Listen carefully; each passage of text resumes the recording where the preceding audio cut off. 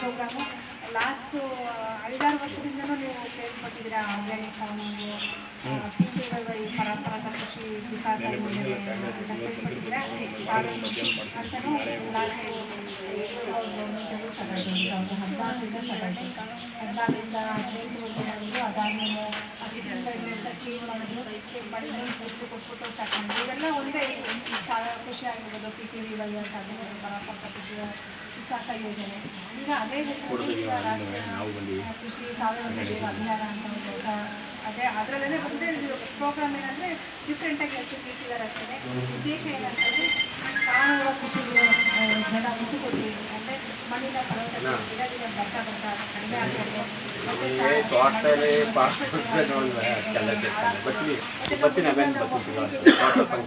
ಮಣ್ಣನ್ನು ಕೊಡಬೇಕು. ನಾವು ಆಸ್ತಿ ಏನಾದರೂ ಕೊಡಬೇಕಾದ್ರೆ ಏನಾಗಿದೆ, ಒಳ್ಳೆ ಆಸ್ತಿ ಕೊಡಬೇಕು ಅಂದರೆ ಮಣ್ಣು ಭೂಮಿ ಒಳ್ಳೆ ಫಲವತ್ತತೆಯಿಂದ ಕೂಡಿರಬೇಕಾಗುತ್ತೆ. ಆ ನಿಟ್ಟಿನಲ್ಲಿ state government, central government fund, state government ಸೇರಿಕೊಂಡು ಈ ಪ್ರೋಗ್ರಾಮ್ನ ಇಂಪ್ಲಿಮೆಂಟ್ ಮಾಡ್ತಿರೋದು. ಥ್ರೂಔಟ್ ದ ಕಂಟ್ರಿ ಅಂದರೆ ಆಲ್ ಓವರ್ ದೇಶದಲ್ಲಿ ಇದನ್ನು ಇಂಪ್ಲಿಮೆಂಟ್ ಮಾಡ್ತಾಯಿದೆ. ನಮ್ಮ ಡಿಸ್ಟಿಕಲ್ಲೂ ನಮ್ಮ ಸ್ಟೇಟಲ್ಲಿ ಇಂಪ್ಲಿಮೆಂಟ್ ಆಗ್ತದೆ.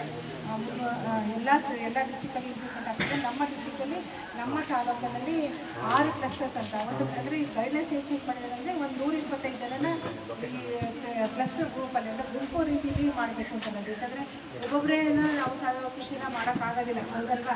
ಯಾಕಂದರೆ ಮೇಲ್ಗಡೆ ಇರೋರು, ನಮ್ಮ ಜಮೀನು ಮೇಲ್ಗಡೆ ಇರೋರು ರಾಸಾಯನಿಕ ಗೊಬ್ಬರನ ಬಳಸ್ತಿರ್ತಾರೆ. ನೀವು ಅದೇ ನೀರನ್ನು ಇನ್ನೊಂದು ಜಮೀನವರು ಉಪಯೋಗಿಸ್ತಾರೆ. ಹಾಗಾಗಿ ಸಾವಯವ ಕೃಷಿ ಆಗಲ್ಲ ಅಂತ ನಾವು ಉದ್ದೇಶದಿಂದ ಅಕ್ಕಪಕ್ಕ ಜಮೀನುಗಳು ಇರುವಂಥದ್ದು ಆಸಕ್ತಿ ಇರುವಂಥ ರೈತರನ್ನ ಗುರುತಿಸ್ಕೊಂಡು ಅವರು ಸಾವಯವ ಕೃಷಿನ ಅಳವಡಿಸಿಕೊಳ್ಳಿ ಅಂತ ಉದ್ದೇಶದಿಂದ 125 ಜನನ ಸೆಲೆಕ್ಟ್ ಮಾಡ್ಕೊಂಡಿದ್ದೀವಿ. ಇಲ್ಲಿ ಮದ್ದೂರು ತಾಲೂಕಲ್ಲಿ 6 ಕ್ಲಸ್ಟರ್ಸ್ ಇದೆ. ಒಂದು ಕ್ಲಸ್ಟರ್ಗೆ ಒಂದು ಗುಚ್ಚ ಗ್ರಾಮಕ್ಕೆ 2 ಪಂಚಾಯಿತಿ ಸೇರಿಕೊಂಡು ಒಂದೊಂದು ಗುಚ್ಚ ಗ್ರಾಮ ಮಾಡಿದೆ. ಅಲ್ಲಿ 125 ಜನನ ಆಯ್ಕೆ ಮಾಡ್ಕೊತೀವಿ.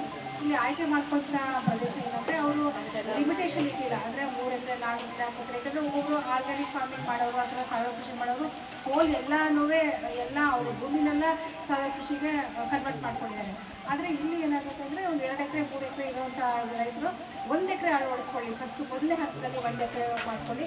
ಮತ್ತು ಉದ್ದೇಶ ಏನಂದರೆ ಅವರು ಎಲ್ಲಿ ಫರ್ಟಿಲೈಸರ್ ಕಾವೇರಿ ಬೆಲ್ಟ್ ಆಗಿರ್ಬೋದು, ಕಾವೇರಿ ನೀರು ಹರಿಯುವಂಥ ಜಾಗ ಆಗಿರ್ಬೋದು, ಆ ಅಕ್ಕಪಕ್ಕದಲ್ಲಿ ಹೆಚ್ಚಿನ ರಸಗೊಬ್ಬರಗಳನ್ನ ಯೂಸ್ ಮಾಡಿ ಭೂಮಿಗಾಗಲೇ ಕರ್ಲು ಮತ್ತು ಚೌಳ ಆಗಿರುವಂಥ ಪ್ರದೇಶದಲ್ಲಿ ಈ ಸಾವಯವ ಕೃಷಿಗೆ ಸ್ಥಳಾಂತರಗೊಂಡ ಅಂತಲ್ಲಿ ಇಳುವರಿ ನಾವು ಹೆಚ್ಚಿಗೆ ಮಾಡ್ಬೋದು. ಅಥವಾ ಇಳುವರಿ ಇಲ್ಲ ಅಂತಂದ್ರೆ ನೀವು ಕ್ರಾಪನ್ನು ಒಳ್ಳೆ ಕ್ವಾಲಿಟಿ ಅಂತ ಈಗ ನೀವು ನಿಮಗೆಲ್ಲ ಗೊತ್ತು 1947-60 ಇಸ್ವಿಯಲ್ಲಿ ಹಸಿರು ಕ್ರಾಂತಿ ಆಗುವಂಥ ಸಂದರ್ಭದಲ್ಲಿ ಹೆಚ್ಚಿನ